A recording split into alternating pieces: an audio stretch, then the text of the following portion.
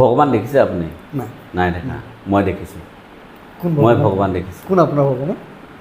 মই ভগৱান দেখিছোঁ আৰু মই মোৰ ভগৱানক সদায় চাওঁ। মোৰ মা হ'ল মোৰ মা আৰু মোৰ দেউতা মোৰ ভগৱান।